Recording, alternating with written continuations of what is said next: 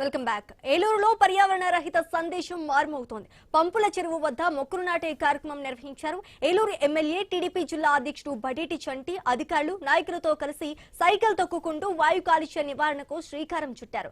కృష్ణ కాలువ గట్టున నగర కమిషనర్ భానుప్రతాప్ తో కలిసి మొక్కలు నాటారు. పచ్చదనాన్ని పెంపొందించడమే లక్ష్యంగా కూటమి ప్రభుత్వం పనిచేస్తోందని చెప్పారు.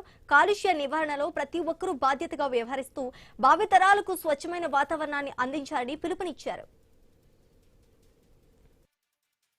గవర్నమెంట్ ఆధ్వర్యంలో ఏదైతే మొక్కలు నాటే కార్యక్రమం నిర్వహించమని చెప్పారో దానిలో భాగంగానే మరి ఏలూరు నియోజకవర్గంలో అధికారులతో ప్రజలతో మమేకమై మరి చెట్లు నాటడం అనేది జరిగింది.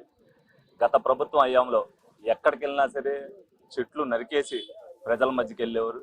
మేము చెట్లు పాతుకుంటూ ప్రజల దగ్గరికి వెళ్తున్నాం. అది ప్రజలందరూ కూడా గమనించాలి.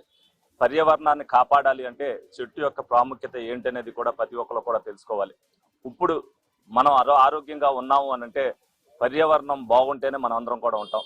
యుద్ధం వల్ల కాలుష్యం ఏ విధంగా అయితే పెరిగిపోతుందో అదే విధంగా మనం చేసే వ్యర్థాల వల్ల, మనం రోజు కూడా వాడే వ్యర్థాల వల్ల ఏ విధంగా అయితే పర్యావరణాన్ని పాడైపోతుందో దీన్ని అంతటినీ కూడా కాపాడాలంటే ప్రజలు కూడా దీంట్లో బాగా.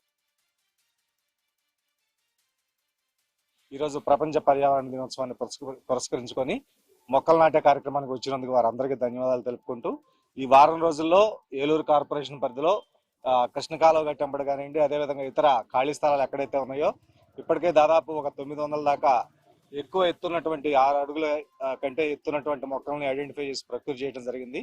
వీటన్నిటిని కూడా మా పార్కులో ఉన్నటువంటి శ్రామికులు, అదేవిధంగా మాకు కొత్తగా ఏర్పాటు చేసినటువంటి హార్టికల్చర్ ఆఫీసర్ గారు వీరి ఆధ్వర్యంలో ఈ 1000 ప్లాంట్స్ కూడా ఈ వారం రోజుల్లో ఈ పర్యావరణ దినోత్సవాన్ని